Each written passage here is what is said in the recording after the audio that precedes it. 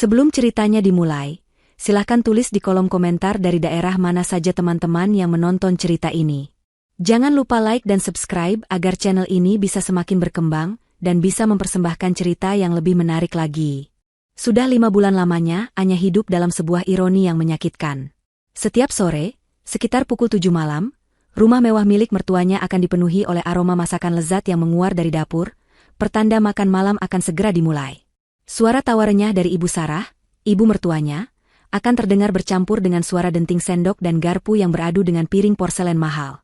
Tawa itu terdengar begitu dekat, hanya terhalang oleh sebuah pintu kayu tebal di hadapannya. Pintu kamar tidurnya. Di dalam ruangan yang menjadi dunianya sekaligus penjaranya itu, Anya hanya bisa menelan ludah, membayangkan hidangan apa yang tersaji di atas meja makan yang tak pernah boleh ia sentuh. Perutnya seringkali berbunyi, bukan hanya karena lapar, tapi juga karena perih yang ditimbulkan oleh pengasingan di rumahnya sendiri. Malam ini pun tidak berbeda. Anya duduk di tepi ranjang, punggungnya lurus, telinganya awas menangkap setiap percakapan dari luar. Ia bisa mendengar suaminya, Reza, menceritakan tentang proyek baru di kantornya. Lalu terdengar suara Ibu Sarah yang menimpali dengan bangga, memuji kecerdasan putranya. Tidak ada yang menyebut nama Anya. Seolah-olah di rumah besar itu, ia hanyalah hantu yang tak kasat mata. 5 bulan yang lalu, saat ia menerima pinangan Reza, pria yang ia cintai dengan tulus, ia tidak pernah membayangkan pernikahan akan terasa seperti ini. Ia rela meninggalkan identitasnya, menyembunyikan siapa dirinya sebenarnya, demi mendapatkan cinta yang murni. Namun, ia justru mendapatkan kurungan berlapis emas dengan sipir yang paling ia segani, ibu dari suaminya sendiri. Setengah jam kemudian, suara kursi yang digeser menandakan makan malam telah usai. Anya menegakkan tubuhnya, mempersiapkan diri untuk ritual berikutnya. Tak lama, terdengar langkah kaki mendekat dan pintu kamarnya diketuk 3 kali, ketukan pelan yang syarat akan rasa bersalah. Pintu terbuka, dan Reza masuk sambil membawa sebuah nampan. Suaminya itu tampak gagah dengan kemeja kantornya, namun bahunya sedikit merosot dan ia tidak pernah berani menatap langsung ke mata Anya saat melakukan tugas ini. "Makanlah, Anya," katanya pelan, meletakkan nampan itu di atas meja kecil di sudut kamar. Di atas nampan itu, tergeletak sepotong bistik yang dagingnya tinggal separuh, beberapa potong kentang goreng yang sudah dingin, dan sisa sayuran yang tampak layu. Makanan sisa. Selalu makanan sisa. Di belakang Reza, Ibu Sarah muncul, melipat kedua tangannya di dada dengan angkuh. Wajahnya yang masih menyisakan kecantikan di usia senjanya itu, menatap Anya dengan tatapan jijik yang tak pernah ia sembunyikan. "Cepat habiskan sisa makanan itu. Jangan pernah berpikir untuk makan bersama kami di ruang makan. Melihat wajahmu saja sudah membuatku mual dan kehilangan nafsu makan," ujar Ibu Sarah dengan nada tajam dan dingin. Setiap kata-katanya adalah belati yang mengiris hati Anya. Reza hanya bisa mengepalkan tangannya di sisi tubuh, wajahnya memerah menahan perasaan yang berkecamuk. Ia ingin membela, ingin berteriak bahwa Anya adalah istrinya, bukan anjing yang harus diberi makan sisa. Tapi suara itu tercekat di tenggorokannya, tertahan oleh bayangan akan semua kemewahan dan fasilitas yang diberikan ibunya. Ia takut. Ketakutan itulah yang membuatnya menjadi seorang pengecut di hadapan istrinya sendiri. "Maafkan aku," bisik Reza nyaris tak terdengar setelah ibunya berbalik pergi. Lalu ia pun ikut keluar, menutup pintu dan meninggalkan Anya sendirian bersama piring berisi penghinaan itu. Anya menarik napas panjang, mencoba menahan air mata yang mendesak keluar. Ia sudah berjanji pada dirinya sendiri untuk tidak menangis lagi. Ia mengambil garpu dan mulai memotong daging steak yang dingin dan lihat itu. Saat mengunyah, pikirannya melayang ke malam sebelumnya. Malam yang begitu berbeda. Ibu Sarah sedang pergi menginap di rumah salah satu kerabatnya, dan dunia seakan berubah menjadi milik mereka berdua. Reza, dengan wajah ceria yang jarang sekali ia perlihatkan di rumah, mengajaknya keluar. Bukan ke restoran mahal, hanya ke sebuah warung sate di pinggir jalan yang menjadi tempat favorit mereka sejak masih berpacaran. Di sana, di bawah lampu jalan yang temaram dan di tengah kepulan asap arang yang wangi, mereka duduk bersebelahan di bangku panjang. Reza tertawa lepas saat Anya belepotan bumbu kacang. Ia mengusap sudut bibir Anya dengan ibu jarinya, tatapannya penuh cinta yang tulus. Selama beberapa jam, mereka adalah pasangan normal. Mereka berbicara tentang hal-hal sepele, tentang film yang ingin mereka tonton, tentang impian memiliki rumah kecil dengan taman bunga. Di saat-saat seperti itu, Anya merasa semua penderitaannya terbayar. Momen-momen curian itu menjadi bahan bakarnya untuk bertahan. Namun kini, saat ia menelan potongan terakhir kentang goreng yang terasa seperti kardus di mulutnya, kebahagiaan semalam terasa seperti sebuah ilusi. Kebahagiaan mereka begitu rapuh, hanya bisa ada saat sang ratu penguasa tidak berada di istananya. Ketika Ibu Sarah kembali, Anya pun harus kembali menjadi narapidana di kamarnya sendiri, dan Reza kembali menjadi sipir yang penakut. Setelah piringnya bersih, Anya meletakkan nampan itu di depan pintu, seperti tahanan yang mengembalikan peralatan makannya. Ia kemudian duduk di tepi ranjangnya lagi, namun kali ini ia tidak menatap pintu dengan sedih. Ia meraih ponselnya dari atas nakas. Ponsel itu terlihat sederhana, model lama yang tidak akan menarik perhatian siapapun. Namun di dalamnya, tersimpan seluruh kekuatan yang ia miliki. Ia membuka sebuah aplikasi dengan pengaman berlapis, memindai sidik jari dan retinanya. Seketika, layar ponselnya menampilkan barisan angka dan grafik yang rumit.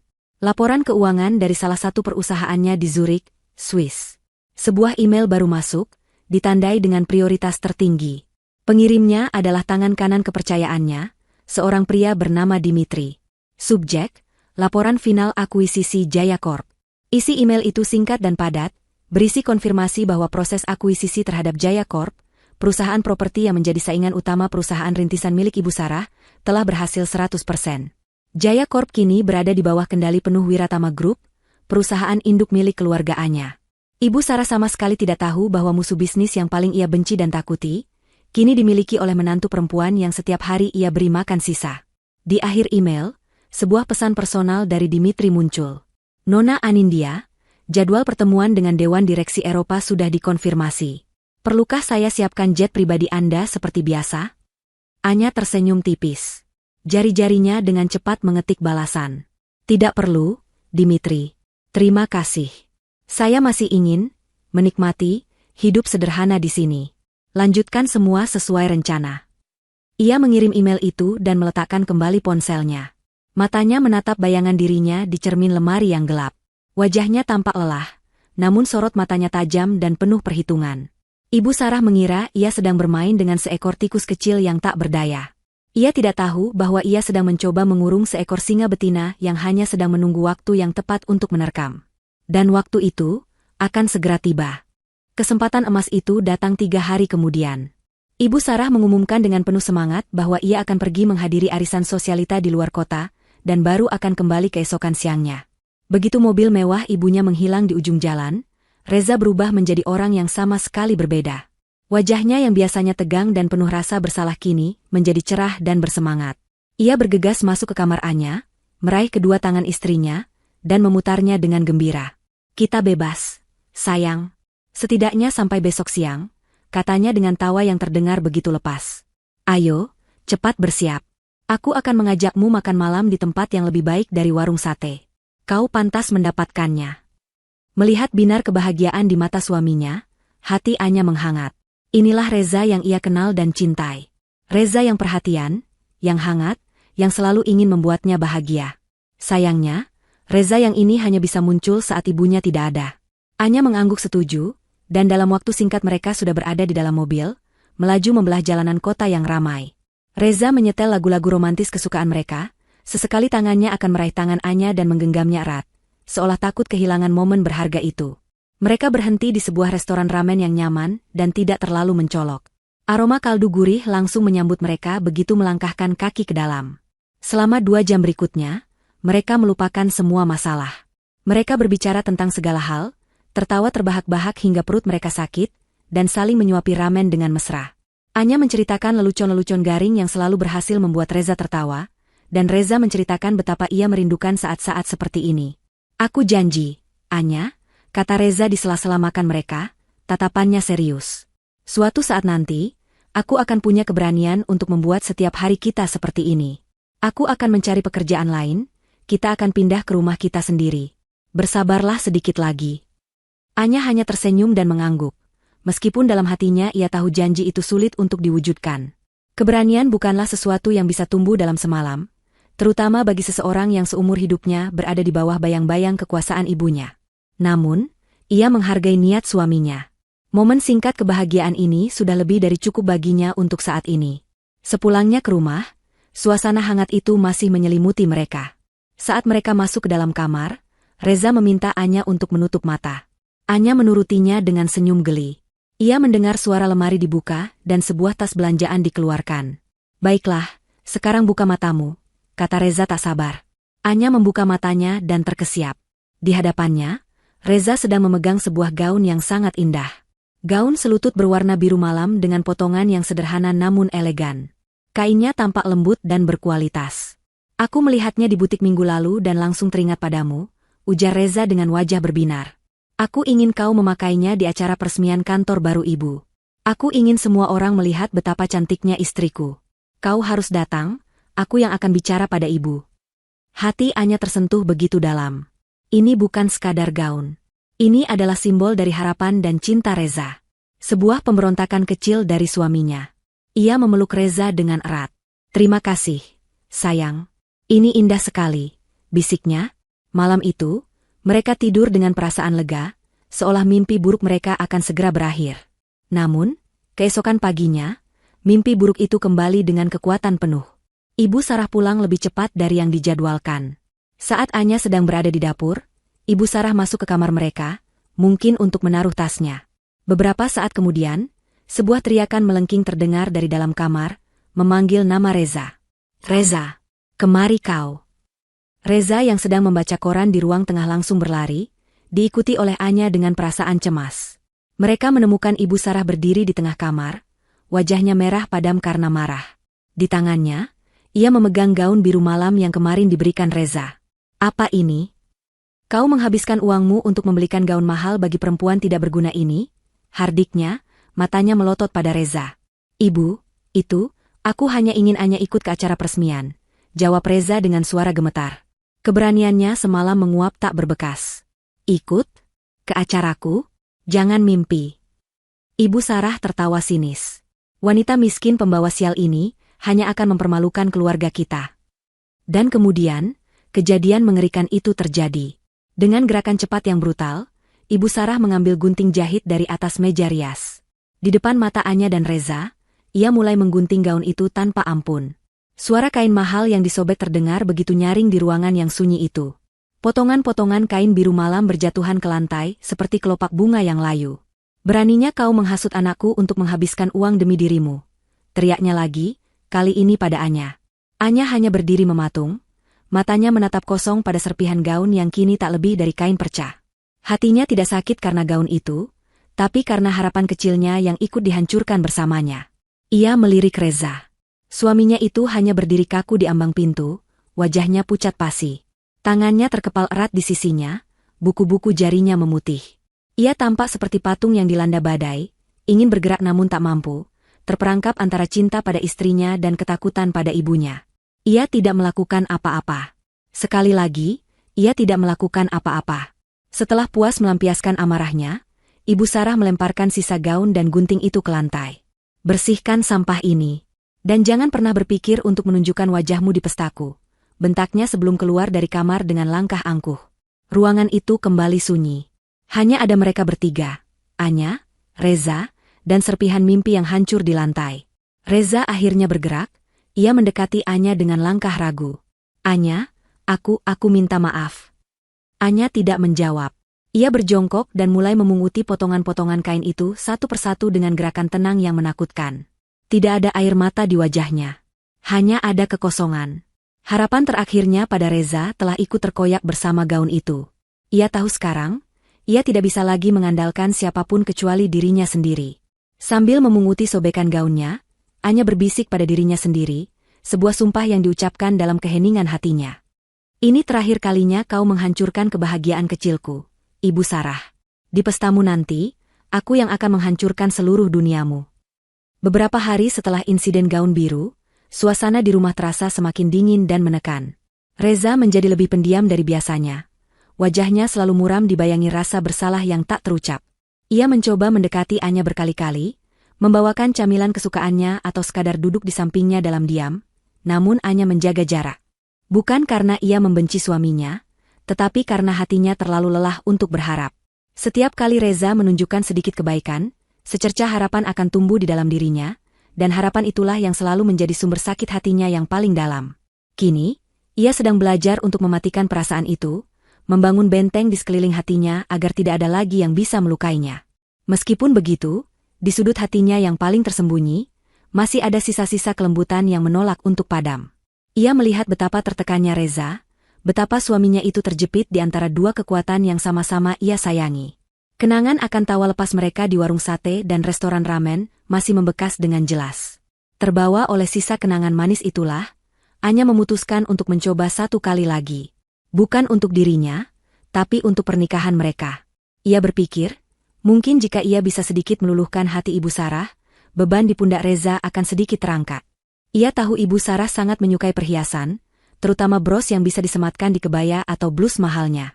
Dengan sisa uang simpanan pribadi yang ia bawa sebelum menikah, uang yang sengaja ia simpan di rekening terpisah agar tidak terdeteksi oleh siapapun, Anya pergi ke sebuah toko perhiasan sederhana di pusat perbelanjaan. Ia tidak memilih yang paling mahal atau mencolok. Ia memilih sebuah bros perak berbentuk bunga lili yang mungil namun dibuat dengan detail yang sangat indah. Bros itu melambangkan ketulusan dan kesucian, sebuah pesan damai yang ingin ia sampaikan pada mertuanya. Ia membungkusnya dengan kotak bludru berwarna merah hati, berharap benda kecil itu bisa menjadi jembatan untuk memperbaiki hubungan mereka. Kesempatan itu datang pada suatu sore ketika Reza belum pulang dari kantor. Anya melihat Ibu Sarah sedang duduk sendirian di teras belakang, menikmati teh sambil membaca majalah fashion. Dengan jantung berdebar kencang, Anya memberanikan diri menghampirinya. Ia membawa kotak kecil itu dengan kedua tangannya, seperti membawa sebuah persembahan. "Ibu," panggilnya dengan suara lembut. Ibu Sarah mengangkat wajahnya dari majalah, alisnya terangkat sebelah, menunjukkan kejengkelan karena ketenangannya diganggu. "Mau apa kau?" tanyanya ketus. Anya hanya ingin memberikan ini untuk ibu," ujar Anya sambil menyodorkan kotak bludru itu. Sebagai tanda hormat dari Anya. Ibu Sarah menatap kotak itu dengan pandangan meremehkan, namun rasa penasarannya mengalahkan keangkuhannya. Ia mengambil kotak itu dengan kasar, membukanya, dan melihat bros perak di dalamnya. Selama beberapa detik, ia hanya diam menatapnya. Anya sempat mengira ia melihat kilatan suka di mata mertuanya, dan hatinya mulai dipenuhi harapan. Namun, harapan itu hancur berkeping-keping saat tawa mengejek yang keras tiba-tiba meledak dari mulut Ibu Sarah. Ia tertawa terbahak-bahak hingga bahunya berguncang, seolah baru saja mendengar lelucon paling lucu di dunia. "Hahaha. Hadiah?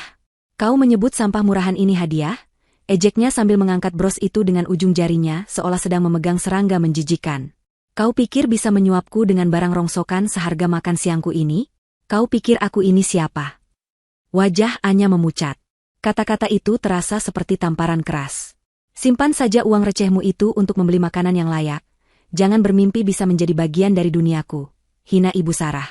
Dan kemudian, dengan gerakan yang disengaja dan penuh kebencian, ia melemparkan bros itu ke lantai teras yang keras. Tidak cukup sampai di situ, ia berdiri dan menginjak bros perak itu dengan hak sepatunya yang runcing. Terdengar suara, krak, yang memilukan saat logam itu bengkok dan batunya pecah. Ia memutarkan sepatunya di atas bros itu, memastikannya hancur tanpa bisa diperbaiki lagi. Anya hanya bisa menatap nanar pada benda mungil yang kini sudah rusak tak berbentuk itu. Bros itu bukan sekadar perhiasan. Itu adalah harapan terakhirnya.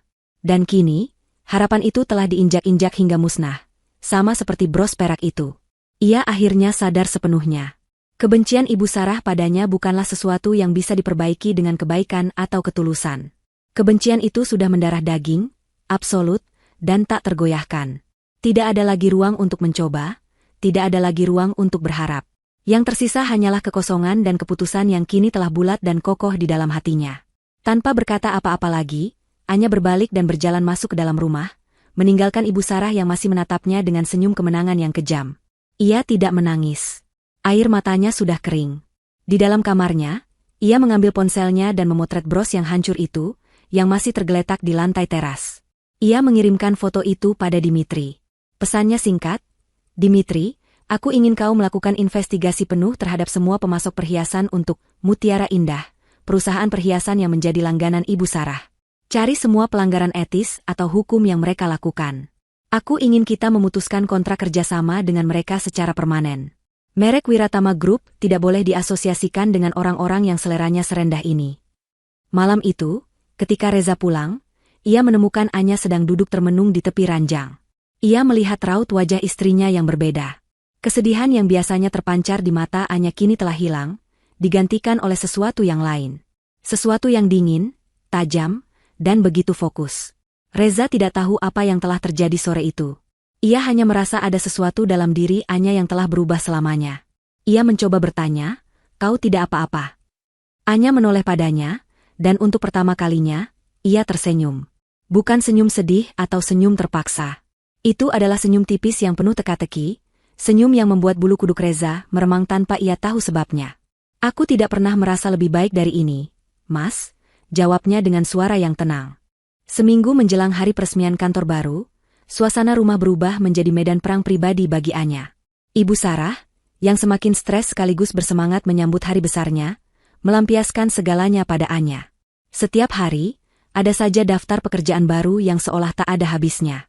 Anya harus membersihkan setiap sudut rumah hingga berkilau, membantu mengurus daftar tamu, menelepon vendor catering untuk konfirmasi, bahkan menyetrika gaun dan setelan jas mahal milik ibu mertua dan suaminya. Ia bekerja dari subuh hingga larut malam, diperlakukan tak lebih dari seorang pembantu rumah tangga tanpa bayaran.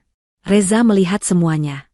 Ia melihat lingkaran hitam di bawah mata istrinya, melihat tangan Anya yang mulai kasar karena terlalu banyak pekerjaan rumah, melihat bagaimana tubuh istrinya itu semakin kurus.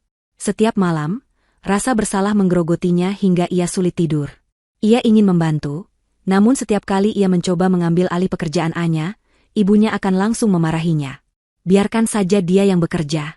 Dia itu menumpang hidup di sini, setidaknya harus ada gunanya. Begitu kata Ibu Sarah suatu kali saat melihat Reza membantu Anya mengepel lantai. Pada hari H peresmian, ketegangan mencapai puncaknya. Pagi-pagi sekali, Ibu Sarah sudah berdandan di kamarnya, dibantu oleh penata rias profesional. Ia tampak seperti seorang ratu, mengenakan kebaya modern berwarna emas yang gemerlapan. Setelah selesai, ia keluar dari kamarnya dan menghampiri Anya yang sedang menyiapkan sarapan untuknya. Dengan tatapan menghina dari ujung kepala hingga ujung kaki, Ibu Sarah memberikan perintah terakhirnya. "Dengar kau, hari ini adalah hari terpenting dalam hidupku. Aku tidak mau ada satu kesalahan pun. Setelah aku dan Reza berangkat, pastikan seluruh rumah ini bersih. Jangan keluar kamar selama acara berlangsung. Jika ada satu tamu penting pun yang tak sengaja melihatmu atau tahu tentang keberadaanmu di rumah ini, aku bersumpah akan membuat hidupmu lebih menderita dari neraka." Ancaman itu diucapkan dengan desisan pelan namun mematikan. Anya hanya mengangguk patuh, wajahnya tidak menunjukkan emosi apapun. Reza, yang sudah rapi dengan setelan jas mahalnya, berdiri di belakang ibunya. Wajahnya tampak pucat dan tersiksa. Ia ingin mengatakan sesuatu, membela istrinya, atau setidaknya memberikan kata-kata penghiburan. Tapi lidahnya keluh, seperti biasa. Saat mereka hendak berangkat, Reza berhasil menemukan momen yang tepat. Ketika ibunya berjalan lebih dulu menuju garasi untuk memeriksa mobil, Reza dengan cepat menarik Anya ke sudut dapur yang tidak terlihat. Di sana, di antara aroma kopi dan roti panggang, ia melakukan satu-satunya hal yang ia bisa. Ia tidak mengucapkan sepatah kata pun. Ia hanya meraih tangan Anya dan menggenggamnya dengan sangat erat. Genggaman tangannya menyampaikan semua yang tidak bisa ia katakan. Cintanya, penyesalannya yang mendalam, permohonan maafnya atas kelemahannya, dan ketidakberdayanya. Matanya menatap Anya dengan tatapan yang memohon. Anya membalas tatapan itu. Selama beberapa detik, ia membiarkan tangannya berada dalam genggaman suaminya. Ia bisa merasakan getaran dari tangan Reza, getaran dari jiwa yang sedang berperang dengan dirinya sendiri. Untuk terakhir kalinya, ia membiarkan dirinya merasakan kehangatan dari sentuhan itu. Lalu, dengan gerakan perlahan namun pasti, ia menarik tangannya. Ia melepaskan genggaman itu. "Hati-hati di jalan, Mas," katanya dengan suara datar. Itu saja. Tidak ada air mata, tidak ada kata-kata cinta, tidak ada janji untuk menunggu. Hanya sebuah kalimat perpisahan yang sopan. Reza merasa hatinya mencelos. Ia merasakan ada jarak yang begitu jauh tercipta di antara mereka, sebuah jurang yang mungkin tidak akan pernah bisa ia seberangi lagi. Tatapan mata Anya kini berbeda. Tidak ada lagi kesedihan di sana. Yang ada hanya ketegasan yang dingin, seolah sebuah keputusan besar telah diambil dan tak bisa diganggu-gugat. "Reza, ayo cepat. Kita bisa terlambat." Suara Ibu Sarah dari garasi memecah keheningan yang canggung itu. Reza menatap Anya sekali lagi sebelum akhirnya berbalik dengan langkah berat. Ia berjalan menyusul ibunya, merasa seolah baru saja meninggalkan bagian terpenting dari hidupnya. Anya tetap berdiri di dapur, mendengarkan suara mesin mobil yang dinyalakan, lalu drum mobil yang perlahan menjauh, hingga akhirnya hilang di telan keramaian jalan. Rumah itu menjadi sunyi. Sangat sunyi. Ia sendirian. Bebas. Ia berjalan ke ruang tamu, melihat pantulan dirinya di cermin besar berbingkai emas. Seorang wanita dengan pakaian rumah yang sederhana, wajah lelah, dan rambut yang diikat seadanya. Inilah Anya yang mereka kenal. Inilah Anya yang mereka hina. Ia tersenyum tipis pada bayangannya sendiri. Waktu bermain sudah selesai, bisiknya pada bayangan di cermin. Ia kemudian berjalan santai menuju kamarnya, bukan untuk mengurung diri seperti yang diperintahkan. Ia mengambil ponselnya dan menekan panggilan cepat nomor 1. Panggilan itu langsung dijawab pada dering pertama. "Selamat pagi, Nona Anindya," sapa suara berat dan profesional di seberang sana. Suara Dimitri. "Selamat pagi, Dimitri. Apakah semuanya sudah siap?" tanya Anya, suaranya kini terdengar berbeda. Penuh wibawa dan kekuasaan. "Semua telah disiapkan sesuai perintah Anda, Nona. Limosin sudah menunggu di tikungan jalan, gaun dan perhiasan sudah siap di kamar presidensial suite Hotel Grand Mahameru. Tim keamanan juga sudah berada di lokasi acara. Panggung ini sepenuhnya milik Anda malam ini." "Bagus," kata Anya. "Aku akan berangkat sekarang." Ia menutup telepon. Ia tidak menoleh ke belakang lagi. Ia berjalan keluar dari rumah yang telah menjadi penjaranya selama 5 bulan terakhir, melangkah menuju takdir yang telah ia rancang sendiri. Saat ia berjalan di bawah sinar matahari pagi yang cerah, ia merasa seperti terlahir kembali. Ini bukanlah akhir, melainkan sebuah awal. Awal dari pembalasan. Ballroom Hotel Grand Mahameru malam itu disulap menjadi sebuah lautan kemewahan. Ratusan tamu penting, para pejabat pemerintah, konglomerat properti, sosialita papan atas, dan rekan bisnis potensial, berkumpul di bawah cahaya lampu kristal raksasa yang menggantung megah di langit-langit. Aroma parfum mahal bercampur dengan wangi bunga lili segar yang dirangkai indah di setiap sudut ruangan. Alunan musik klasik dari sebuah kuartet gesek mengalun lembut, menjadi latar bagi percakapan bisnis dan basa-basi yang diucapkan dengan senyum penuh perhitungan. Di tengah-tengah semua itu, Ibu Sarah Adiwijaya berdiri sebagai pusat perhatian. Ia adalah sang ratu malam itu. Kebaya modern berwarna emas yang ia kenakan seolah memancarkan cahayanya sendiri, membuatnya tampak bersinar. Rambutnya disanggul rapi, wajahnya dirias sempurna, dan senyum puas tak pernah lepas dari bibirnya. Ia bergerak dengan anggun di antara kerumunan tamu, menyalami satu persatu, menerima ucapan selamat dengan sikap rendah hati yang dibuat-buat. "Selamat, ya, Bu Sarah. Kantor barunya benar-benar representasi dari kesuksesan Anda," puji seorang wanita dengan kalung berlian yang melingkari lehernya. "Ah, ini semua berkat kerja keras dan doa dari teman-teman semua," jawab Ibu Sarah dengan senyum manis, meskipun dalam hatinya ia merasa berada di puncak dunia. Inilah hidup yang selalu ia inginkan. Dihormati, dikagumi, dan menjadi bagian dari kalangan elit yang sesungguhnya. Reza berdiri tak jauh dari ibunya, memainkan perannya sebagai putra yang patuh dan sukses. Ia tersenyum, mengangguk, dan sesekali menimpali percakapan jika diperlukan. Namun, pikirannya tidak sepenuhnya berada di sana. Di tengah gemerlap pesta, bayangan wajah Anya saat ia meninggalkannya tadi pagi terus menghantuinya. Tatapan mata istrinya yang kosong dan genggaman tangan terakhir mereka terasa begitu nyata. Ia seharusnya bahagia melihat pencapaian ibunya, namun ada lubang menganga di dalam hatinya. Rasa bersalah adalah tamu tak diundang yang terus menemaninya, berbisik di telinganya bahwa semua kemewahan ini dibangun di atas penderitaan wanita yang ia cintai. "Reza, ayo kita sapa Bapak Hartono. Beliau adalah salah satu investor besar di kota ini," bisik Ibu Sarah, menarik pelan lengan putranya dan membuyarkan lamunannya. Reza hanya mengangguk pasrah. Pesta terus berjalan. Makanan dan minuman mewah mengalir tanpa henti. Ibu Sarah semakin mabuk oleh pujian dan sanjungan. Ia merasa tak terkalahkan. Ia telah berhasil membuktikan kepada semua orang bahwa ia, Sarah Adiwijaya, adalah seorang wanita pebisnis yang tangguh dan patut diperhitungkan. Ia telah mencuci citra keluarganya yang dulu biasa saja menjadi keluarga terpandang. Ia merasa sedikit kasihan pada Anya yang malang, yang harus mendekam di kamar seperti tikus, tidak akan pernah bisa merasakan atmosfer kesuksesan seperti ini. Namun, di puncak kejayaannya itu, sebuah perubahan atmosfer mulai terasa. Alunan musik yang tadinya mengalir lancar, tiba-tiba terdengar sedikit goyah. Beberapa tamu di dekat pintu masuk utama berhenti bercakap-cakap, kepala mereka serempak menoleh ke satu arah. Gumaman-gumaman kecil mulai terdengar, menyebar dari satu kelompok ke kelompok lain seperti gelombang. Perhatian seluruh ruangan perlahan tapi pasti tersedot ke arah pintu masuk. Ibu Sarah, yang merasa sedikit terganggu karena perhatian para tamu teralihkan darinya, ikut menoleh dengan rasa penasaran. Siapa gerangan yang datang hingga mampu menciptakan kehebohan seperti ini? Dan kemudian, ia melihatnya. Seorang wanita melangkah masuk ke dalam ballroom. Ia tidak berjalan, ia seolah meluncur di atas lantai marmer yang mengilap. Ia mengenakan gaun malam yang memeluk tubuhnya dengan sempurna.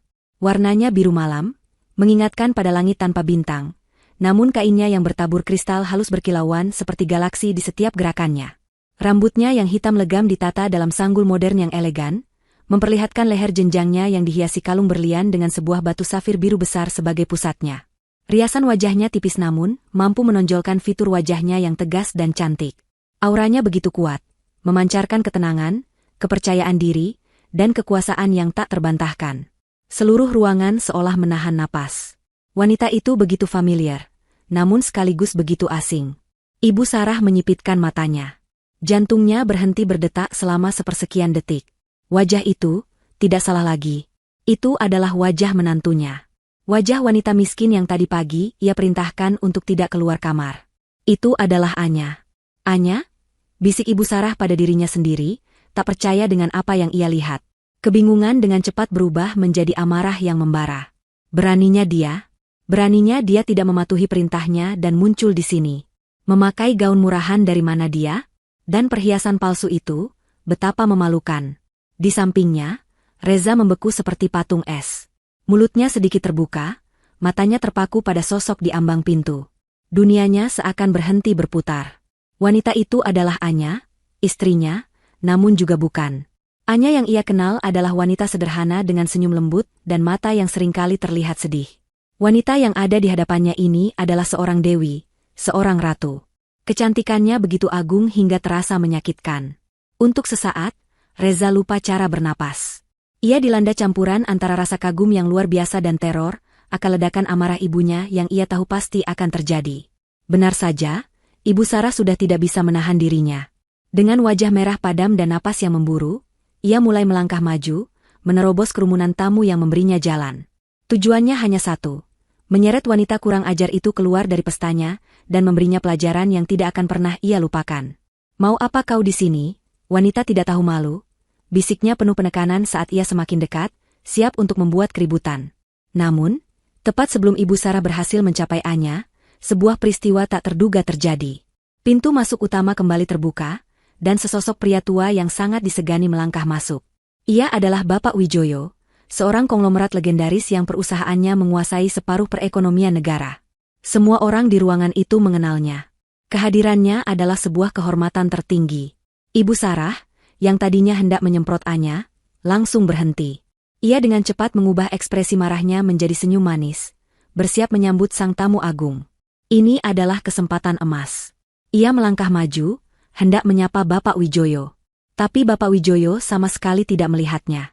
Pria tua dengan rambut putih dan tatapan mata yang bijaksana itu berjalan lurus melewatinya, seolah Ibu Sarah hanyalah perabot tak terlihat. Tujuannya jelas. Ia berjalan lurus ke arah Anya. Seluruh ruangan menjadi hening seketika. Musik berhenti total. Semua mata tertuju pada 3 orang di dekat pintu masuk. Di hadapan semua orang, di hadapan Ibu Sarah yang membeku karena diabaikan, di hadapan Reza yang jantungnya serasa akan meledak, Bapak Wijoyo berhenti tepat di depan Anya. Kemudian, dengan gerakan yang penuh hormat, pria paling berkuasa di ruangan itu membungkukkan badannya sedikit. "Selamat malam, Nona Anindya," sapanya dengan suara yang tenang namun terdengar jelas di seluruh ballroom yang sunyi itu. "Sebuah kehormatan Anda bisa meluangkan waktu untuk hadir di acara kecil ini." Nama itu, Anindya. Nama asing yang diucapkan dengan penuh takzim oleh seorang legenda bisnis. Nama itu menggantung di udara, sebuah bom waktu yang baru saja dijatuhkan dan siap meledakkan semua kepalsuan yang ada di ruangan itu. Keheningan yang menyelimuti ballroom terasa begitu pekat, bisa diiris dengan pisau. Semua orang membeku di tempatnya, mencoba mencerna pemandangan surreal di hadapan mereka. Bapak Wijoyo, seorang titan bisnis yang bahkan para menteri pun segan padanya, baru saja membungkuk pada seorang wanita muda yang tidak mereka kenal. Dan nama yang ia sebutkan bukanlah Anya. Ibu Sarah adalah yang pertama kali memecah kesunyian. Wajahnya yang tadi merah, karena amarah kini pucat pasi oleh kebingungan. Senyum yang ia siapkan untuk Bapak Wijoyo, masih membeku canggung di bibirnya. "Anindya? Siapa Anindya? Maaf, Pak Wijoyo, mungkin Anda salah orang. Dia ini Anya, menantu saya," katanya dengan suara yang dipaksakan terdengar ramah, mencoba mengendalikan situasi yang mulai terasa aneh. Bapak Wijoyo menoleh sedikit ke arah Ibu Sarah. Tatapannya dingin. Saya tidak pernah salah mengenali orang, Bu, jawabnya singkat, sebelum kembali memusatkan perhatiannya pada Anya. Anya tersenyum tipis pada Bapak Wijoyo. Terima kasih atas sambutan Anda, Pak Wijoyo. Saya hanya ingin memastikan investasi saya berjalan dengan baik. Investasi. Kata itu seperti sengatan listrik bagi Ibu Sarah. Tiba-tiba, Bapak Wijoyo tertawa kecil, seolah baru menyadari sebuah lelucon kosmik. Ia menatap berkeliling pada para tamu yang masih diliputi kebingungan. Tampaknya banyak yang belum kenal. Hadirin sekalian, izinkan saya memperkenalkan, katanya dengan suara yang lantang dan berwibawa. Ini adalah Nona Anindya Wiratama, pemilik sekaligus direktur utama dari Wiratama Group. Nama, Wiratama Group, menggema di seluruh ruangan, menciptakan gelombang kejut yang lebih besar dari sebelumnya. Wiratama Group bukanlah perusahaan sembarangan. Itu adalah sebuah konglomerasi multinasional raksasa yang bisnisnya menggurita di berbagai sektor, dari pertambangan, perbankan, hingga teknologi. Mereka adalah pemain, Liga Dewa, yang sangat tertutup dan jarang terekspos media. Pemiliknya dikenal sebagai sosok misterius yang jenius. Dan sebagai informasi untuk Anda semua, lanjut Bapak Wijoyo, kali ini matanya menatap lurus ke arah Ibu Sarah yang sudah mulai gemetar. Pembangunan gedung perkantoran baru yang kita resmikan malam ini tidak akan pernah terjadi tanpa adanya investasi penuh 100% dari Wiratama Group, yang disetujui dan diawasi langsung oleh Nona Anindya. Bom! Kenyataan itu meledak tanpa ampun. Gedung yang menjadi puncak kebanggaan Ibu Sarah, pesta yang menjadi panggung keangkuhannya, ternyata didanai sepenuhnya oleh menantu perempuan yang setiap hari ia beri makan sisa. Wanita yang ia sebut miskin dan pembawa sial ternyata adalah bosnya, pemilik segalanya. Seketika, para tamu yang tadinya mengelilingi Ibu Sarah kini berbalik arah. Seperti sekawanan lebah yang menemukan ratu mereka berbondong-bondong menghampiri Anya, berebut untuk memperkenalkan diri, menyodorkan kartu nama, dan mengucapkan pujian yang tulus. Lingkaran kekuasaan di ruangan itu bergeser dalam sekejap, membentuk pusat gravitasi baru di sekitar Anindya Wiratama, dan menyisakan Ibu Sarah dan Reza terisolasi di luar, terlempar ke pinggiran seperti sampah antariksa. Tidak, ini tidak mungkin. Ini pasti hanya lelucon. Kan? Ibu Sarah tertawa histeris, mencoba menyangkal kenyataan yang menamparnya. Ia menoleh pada Reza, mencari dukungan. Reza, katakan pada mereka ini semua bohong. Katakan pada mereka wanita ini adalah istrimu yang tidak berguna. Tapi Reza tidak mendengar. Ia berdiri kaku, dunianya telah hancur berkeping-keping. Pikirannya berputar liar, mencoba menyusun kembali puzzle yang mustahil. Anya, Anindya, Wiratama Group. Investasi, makanan sisa, gaun biru yang sobek, bros perak yang diinjak. Semua kepingan itu berbenturan di kepalanya, menciptakan sebuah gambaran mengerikan tentang kebodohannya sendiri.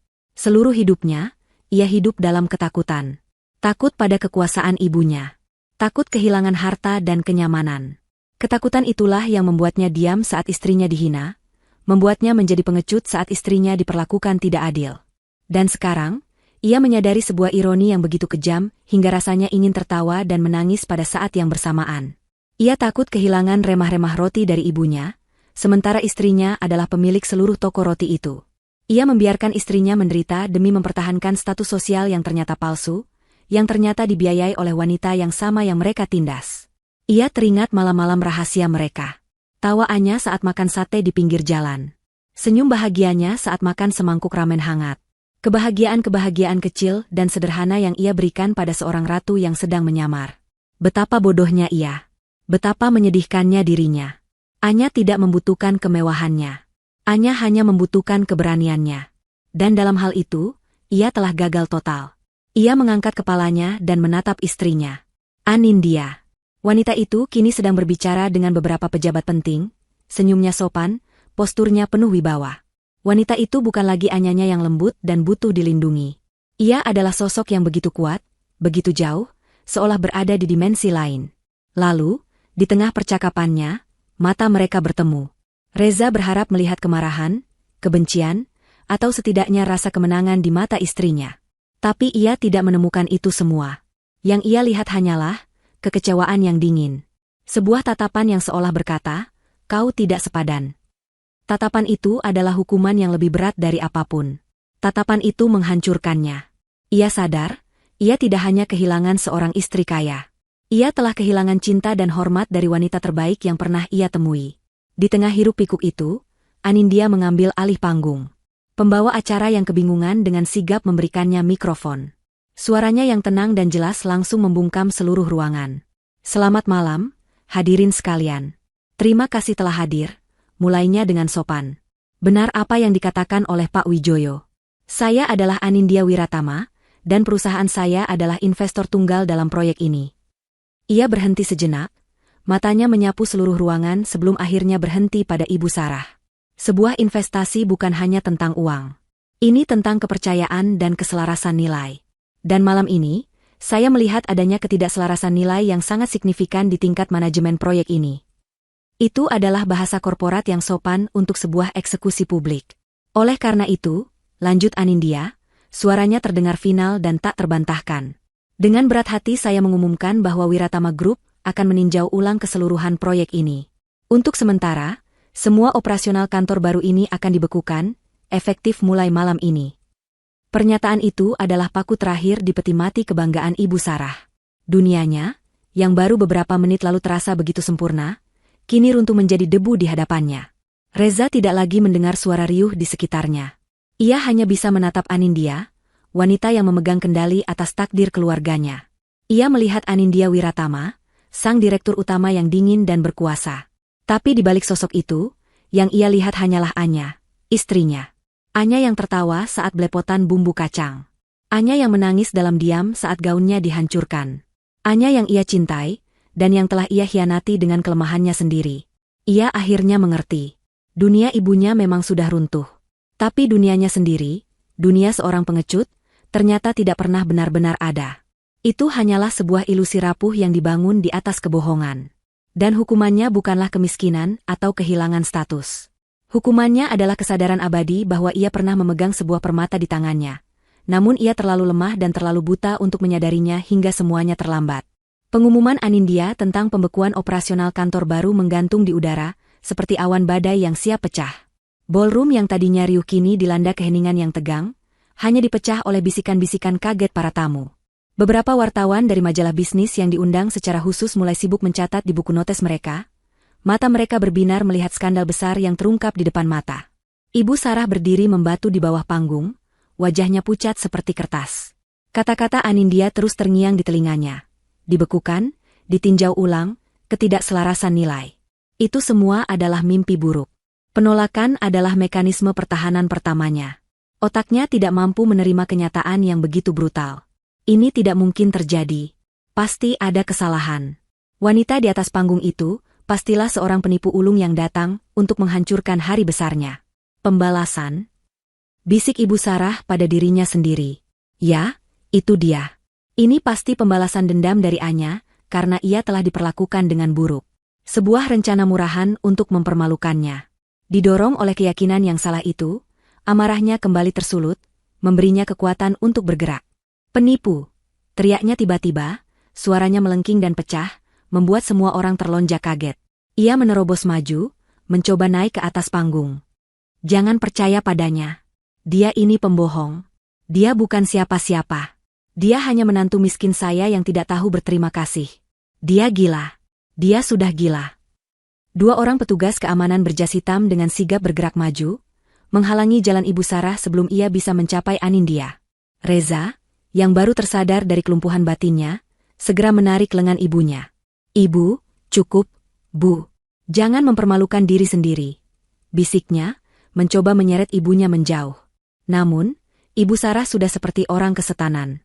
Ia meronta-ronta, terus berteriak menuduh Anindya sebagai penipu. Pemandangan itu begitu menyedihkan.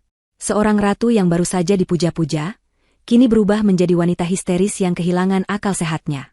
Di atas panggung, Anindya hanya menatap pemandangan itu dengan ketenangan yang mengerikan. Ia tidak perlu membantah. Ia membiarkan Ibu Sarah menghancurkan sisa-sisa kredibilitasnya dengan tangannya sendiri.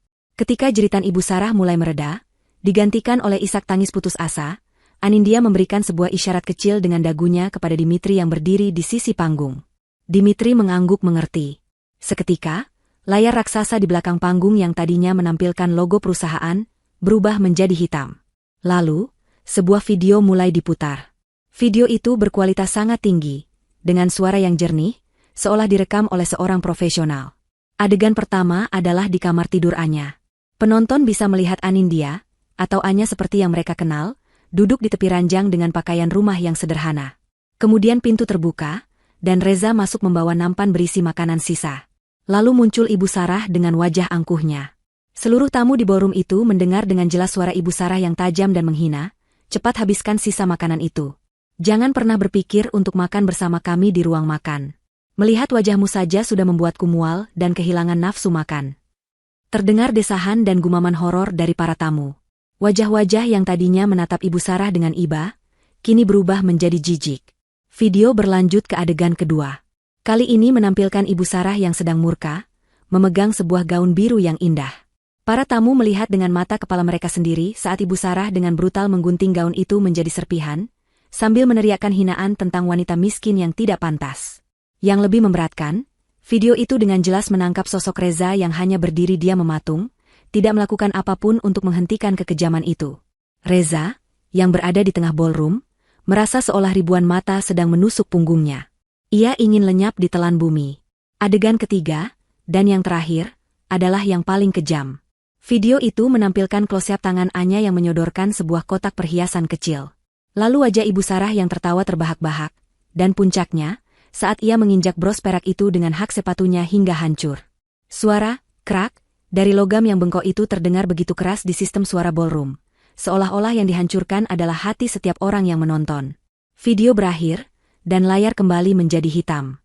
Keheningan yang tercipta setelahnya terasa 1000 kali lebih berat. Tidak ada lagi yang meragukan kebenarannya. Mereka telah menjadi saksi dari kekejaman dan penindasan yang sistematis. Ibu Sarah, yang tadi masih meronta, kini terdiam. Tubuhnya lemas, matanya menatap kosong ke layar, wajahnya pucat seperti mayat. Ia telah dieksekusi di hadapan publik. Semua kebohongannya, semua kepalsuannya, telah ditelanjangi tanpa sisa. Anindya kembali mendekati mikrofon. Suaranya terdengar tenang, namun setiap katanya terasa seperti palu godam. "Seperti yang saya katakan, ini adalah tentang keselarasan nilai," ujarnya. Wiratama Group dibangun di atas fondasi integritas, rasa hormat, dan kemanusiaan. Kami tidak akan pernah bisa berafiliasi dengan individu yang tindakannya mencerminkan hal yang sebaliknya. Perilaku yang baru saja Anda saksikan bukan hanya masalah pribadi. Itu adalah cerminan karakter. Dan saya tidak bisa mempercayakan sebuah proyek bernilai triliunan rupiah pada seseorang dengan karakter seperti itu. Ia berhenti sejenak, membiarkan kata-katanya meresap. Ini bukan pembalasan. Ini adalah konsekuensi. Setelah mengucapkan kalimat terakhirnya, Anindya kembali memberikan isyarat. Kali ini, Dimitri melangkah turun dari sisi panggung. Ia berjalan dengan langkah tegap dan pasti, tatapannya lurus dan dingin, melewati para tamu yang menyingkir untuk memberinya jalan. Ia membawa sebuah map kulit berwarna hitam. Ia berhenti tepat di hadapan Ibu Sarah dan Reza. "Ibu Sarah Adiwijaya," panggil Dimitri dengan suara formal yang tidak menyisakan ruang untuk negosiasi. Ia membuka map itu dan mengeluarkan setumpuk dokumen. "Mewakili Wiratama Group, saya menyerahkan surat pemberitahuan gugatan hukum atas tuduhan penipuan investasi, pemalsuan laporan, dan penggelapan dana perusahaan. Klien kami menuntut ganti rugi penuh atas semua kerugian yang ditimbulkan." Ibu Sarah hanya bisa menatap kertas-kertas itu dengan pandangan kosong. Dimitri kemudian beralih pada Reza, yang berdiri gemetar di samping ibunya. Ia mengeluarkan dokumen lain dari map tersebut. "Dan untuk Anda, Tuan Reza Adiwijaya," lanjutnya, nadanya sama dinginnya. "Ini adalah surat gugatan cerai yang diajukan secara resmi oleh klien saya, Nona Anindya Wiratama, atas dasar kekerasan psikologis dalam rumah tangga dan penelantaran istri." Reza merasa kakinya lemas, seolah seluruh tulang di tubuhnya telah dilunakan. Surat cerai. Kata-kata itu menghantamnya lebih keras dari tuduhan manapun. Sebagai informasi tambahan, kata Dimitri sebagai penutup, suaranya menjadi penentu akhir dari segalanya. "Berdasarkan perintah pengadilan yang dikeluarkan tadi pagi, semua aset pribadi atas nama Anda berdua yang terbukti berasal atau terkait dengan aliran dana dari Wiratama Group, telah dibekukan hingga proses hukum selesai." Badai itu tidak hanya tiba. Badai itu telah menghancurkan segalanya hingga ke akar-akarnya, tidak menyisakan apapun selain puing-puing kehancuran. Dampak dari pengumuman Dimitri terasa seperti ledakan bom sunyi. Para tamu, yang tadinya hanya menjadi penonton, kini merasa suasana menjadi terlalu panas. Satu persatu, mereka mulai berpamitan dengan sopan kepada Bapak Wijoyo atau beberapa perwakilan Wiratama Group lainnya, lalu berjalan keluar dengan cepat. Mereka tidak ingin terlibat lebih jauh dalam drama kehancuran keluarga Adi Wijaya. Mereka melewati Ibu Sarah dan Reza seolah keduanya adalah wabah penyakit, menghindari kontak mata, berbisik-bisik di belakang punggung mereka. Ballroom yang tadinya penuh sesak dengan tawa dan musik, kini mulai kosong, menyisakan ruang yang luas dan dingin yang semakin mengamplifikasi kehinaan mereka. Musik telah lama berhenti. Para pramusaji berdiri kaku di sudut-sudut ruangan. Yang tersisa di tengah ruangan hanyalah Anindya dan timnya, serta dua sosok yang telah kehilangan segalanya, Ibu Sarah dan Reza. Keangkuhan Ibu Sarah akhirnya pecah total. Realitas menghantamnya dengan kekuatan penuh. Ia kehilangan kantornya, reputasinya, uangnya, dan rasa hormat semua orang. Semua yang telah ia bangun seumur hidupnya hancur dalam satu malam. Kekuatan di kakinya lenyap, dan ia jatuh berlutut di atas lantai marmer yang dingin. Suara lututnya yang beradu dengan lantai menggema di ruangan yang kosong itu. Ratu yang angkuh itu kini tak lebih dari seorang pengemis yang putus asa. Ia mengangkat wajahnya yang basah oleh air mata, menatap Anindya yang berdiri menjulang di hadapannya seperti seorang hakim. Tanpa berpikir lagi, ia mulai merangkak maju. Ia merangkak di atas lantai yang sama tempat ia pernah berjalan dengan dagu terangkat, kini ia menunduk dalam kehinaan total. Ia berhenti tepat di depan sepatu Anindya. Anindya, Anya, maafkan ibu, nak. Isaknya, suaranya parau dan menyedihkan. Ibu tidak tahu. Ibu benar-benar tidak tahu siapa dirimu. Ibu salah, ibu mengaku salah. Tolong, jangan ambil semuanya dari kami. Ibu mohon padamu, ampuni kebodohan ibu. Ia mencoba meraih ujung gaun Anindya, mencoba memegang apa saja yang bisa memberinya harapan. Pemandangan itu begitu kontras, begitu tragis. Wanita yang dulu jijik melihat wajah menantunya, kini bersujud di kakinya, memohon belas kasihan. Melihat ibunya merendahkan diri sedemikian rupa, Reza akhirnya tersadar dari keterkejutannya. Rasa sakit, malu, dan cinta yang hancur mendorongnya untuk bergerak. Ia tidak peduli lagi dengan harta atau reputasi. Yang ada di pikirannya hanyalah Anya, istrinya. Ia berlari dan ikut berlutut di samping ibunya, wajahnya sama basahnya dengan air mata penyesalan. Anya, aku mohon, jangan lakukan ini, pintanya, suaranya bergetar. Ia menatap wajah wanita yang dicintainya, wajah yang kini terasa begitu jauh. Aku tidak peduli dengan perusahaan atau uangnya. Tapi jangan tinggalkan aku. Aku mencintaimu, Anya. Aku sungguh-sungguh mencintaimu. Maafkan aku karena telah menjadi suami yang pengecut. Maafkan aku karena tidak pernah membelamu. Beri aku satu kesempatan lagi. Hanya satu. Aku akan melakukan apa saja untuk memperbaikinya. Ia mengulurkan tangannya, berharap bisa menyentuh tangan Anindya, berharap bisa merasakan kehangatan yang dulu sering ia rasakan. Anindya menatap ke bawah, pada dua sosok yang kini bersujud di kakinya. Ibu yang tamak dan anak yang lemah. Ia melihat air mata mereka, mendengar permohonan mereka. Namun, di dalam hatinya, ia tidak merasakan apa-apa. Tidak ada rasa iba, tidak ada rasa puas, tidak ada rasa kemenangan. Yang ada hanyalah kekosongan yang dingin. Hatinya telah mati rasa setelah 5 bulan siksaan batin. Dengan gerakan pelan, ia melangkah mundur satu langkah, menghindari tangan Reza yang terulur dan jangkauan Ibu Sarah. Gerakan kecil itu menciptakan jarak yang tak terseberangi di antara mereka. Maaf, katanya, suaranya tenang namun tajam seperti pecahan kaca. Ia menatap Ibu Sarah. Kata maaf dari Anda tidak bisa menghapus catatan 5 bulan penghinaan.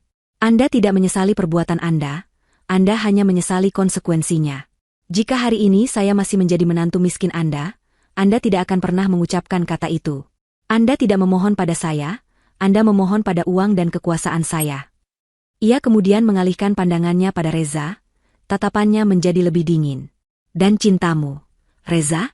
Di mana cintamu saat aku harus makan makanan sisa setiap malam sendirian di kamar? Di mana cintamu saat gaun pemberianmu disobek di depan matamu dan kau hanya diam?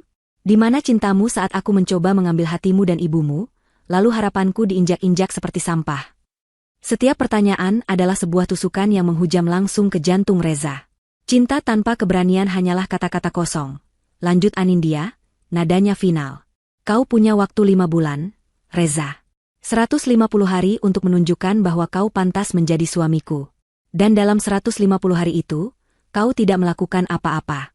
Kesempatanmu sudah habis. Permohonan mereka menjadi semakin panik dan tidak jelas. Isak tangis Ibu Sarah semakin keras. Sementara Reza terus menggumamkan kata, aku mencintaimu, dan beri aku kesempatan, berulang kali seperti mantra yang rusak. Anindya sudah cukup melihat. Pemandangan ini tidak memberinya kepuasan, hanya rasa lelah. Ia berbalik sedikit, menatap Dimitri dan tim keamanannya yang sejak tadi berdiri siaga di dekatnya. Dimitri, panggilnya, suaranya kembali menjadi suara seorang direktur utama yang tegas. Tolong panggilkan petugas keamanan hotel. Dimitri mengangguk. Baik, Nona. Katakan pada mereka, lanjut Anindya, tanpa menoleh lagi pada dua sosok di lantai. Ada dua orang tak diundang yang membuat keributan di acara pribadi saya. Tolong pastikan mereka diantar keluar dari properti saya ini.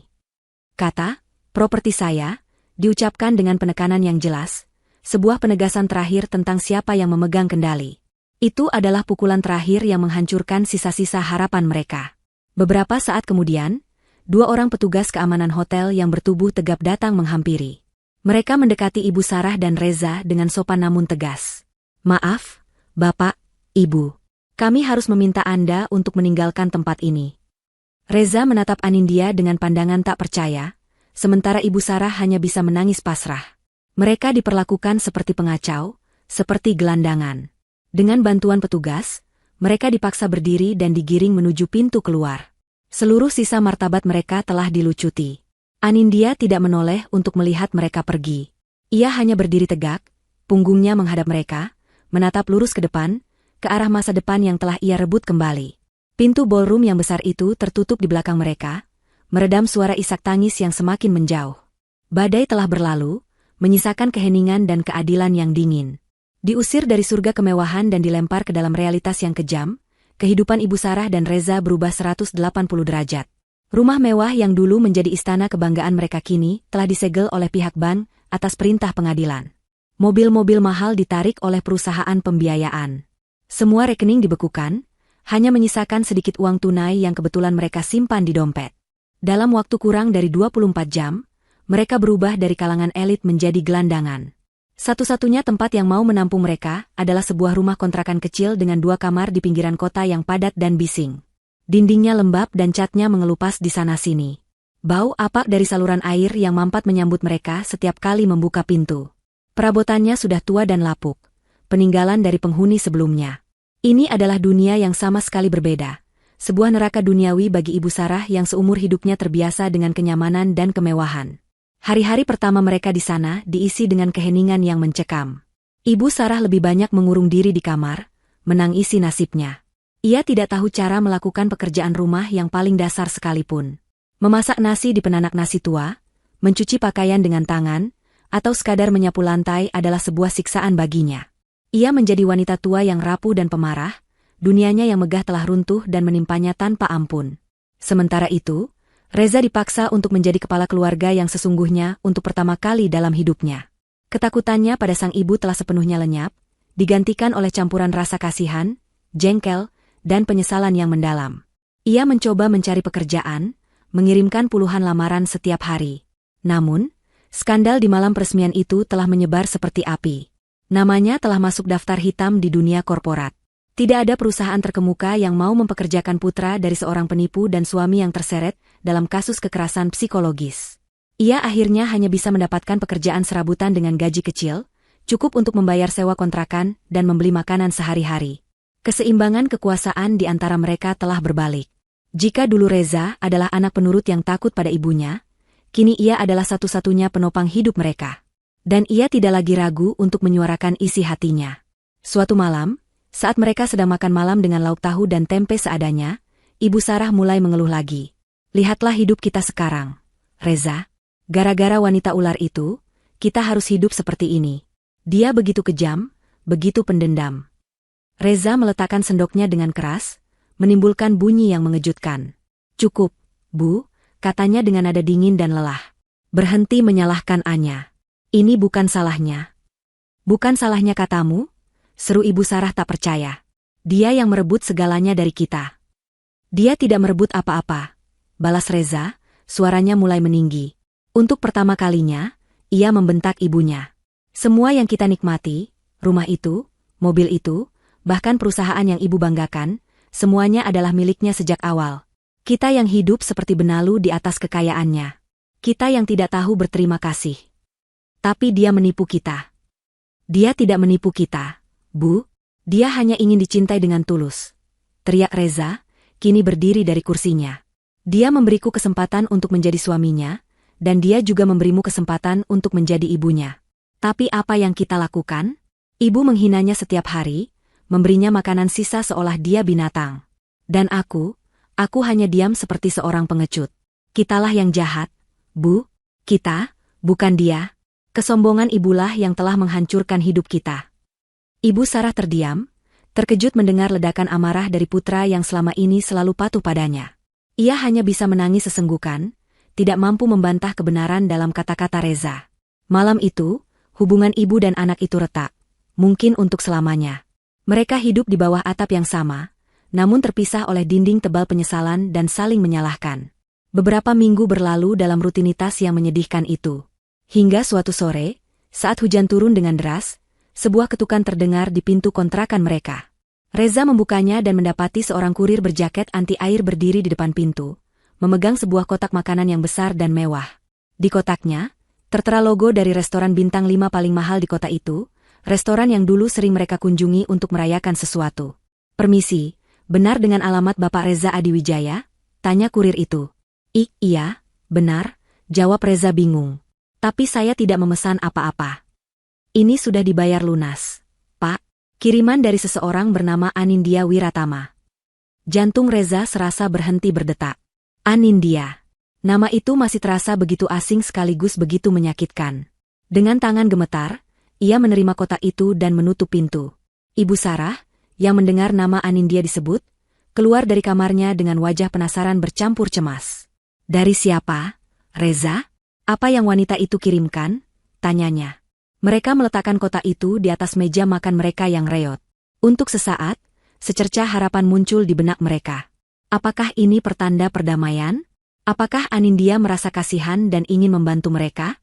Dengan hati-hati, Reza membuka kotak itu. Aroma makanan mewah yang familiar langsung menguar, memenuhi ruangan sempit itu. Namun, saat mereka melihat isinya, harapan mereka langsung musnah, digantikan oleh rasa ngeri yang dingin. Di dalam kotak itu bukanlah hidangan yang tertata rapi. Itu adalah sisa makanan. Sepotong salmon panggang yang tinggal separuh, beberapa asparagus yang sengaja dibuat berantakan, dan kentang tumbuk yang sudah dicolek di sana-sini. Semuanya tampak persis seperti hidangan sisa yang biasa mereka berikan pada Anya, hanya saja kali ini bahannya jauh lebih mahal. Itu adalah sebuah replika yang dibuat dengan sangat teliti dan kejam.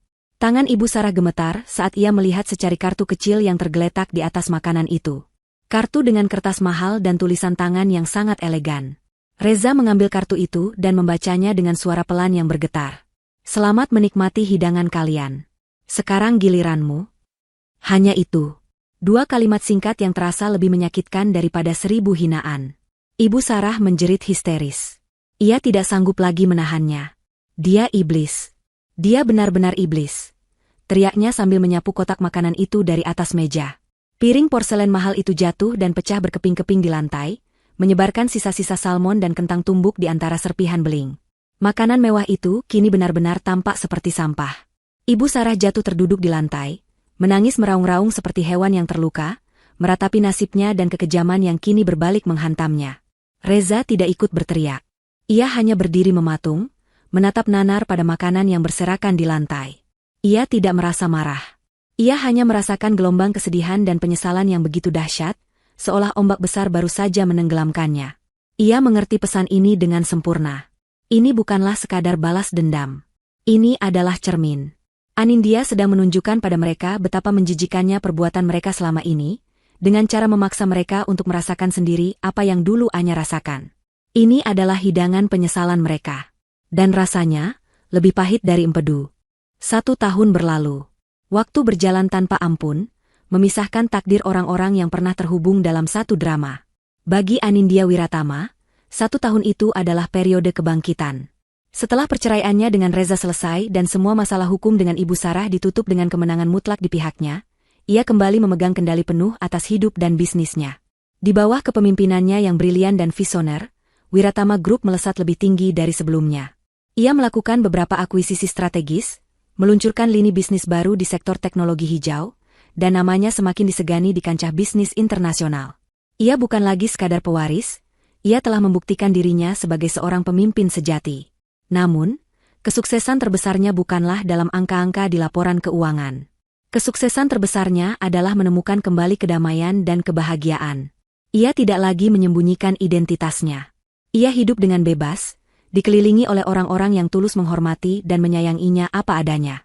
Ia sering terlihat makan siang bersama Bapak Wijoyo yang sudah ia anggap seperti kakeknya sendiri, atau tertawa lepas bersama Dimitri dan timnya saat merayakan keberhasilan proyek. Senyumnya kini tulus dan sorot matanya memancarkan kepercayaan diri.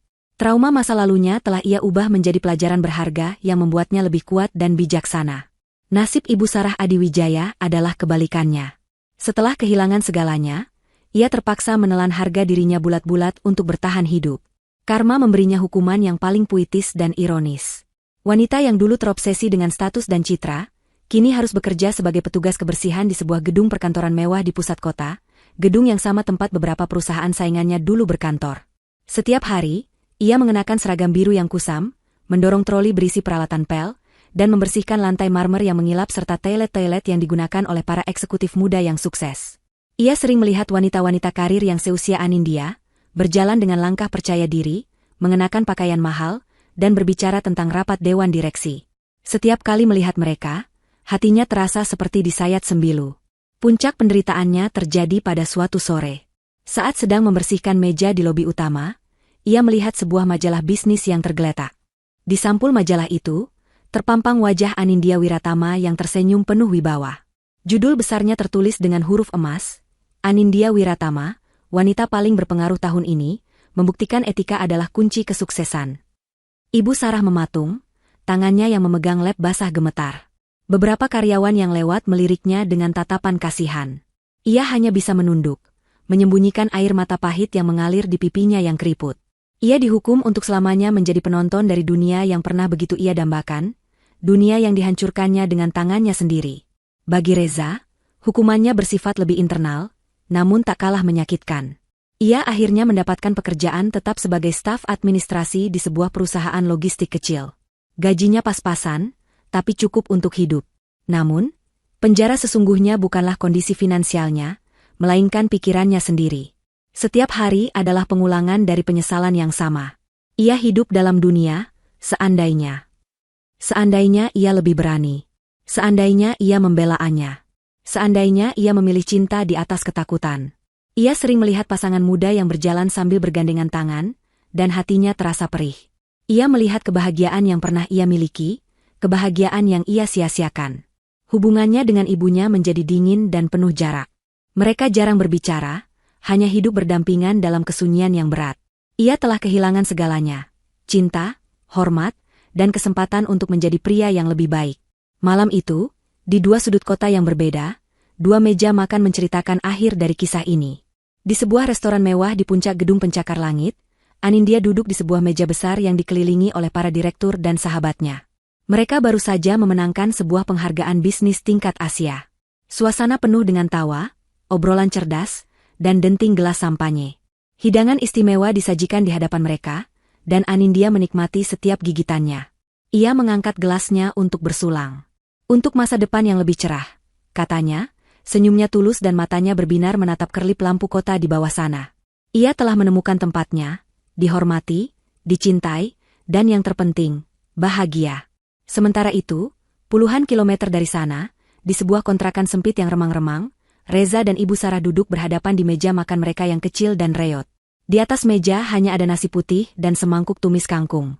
Mereka makan dalam keheningan yang menyesakan, hanya ditemani oleh suara tetesan air dari atap yang bocor. Tidak ada percakapan, tidak ada tawa. Hanya ada tatapan kosong dan helaan napas yang berat. Makanan itu terasa hambar di lidah mereka, hanya sekadar pengganjal perut untuk bisa bertahan hidup satu hari lagi. Mereka terjebak bersama dalam penjara penyesalan, selamanya dihantui oleh kenangan akan kekejaman mereka sendiri. Karma telah selesai disajikan. Bukan sebagai hidangan panas penuh amarah, melainkan sebagai hidangan dingin yang harus mereka santap perlahan-lahan, setiap hari, selama sisa hidup mereka.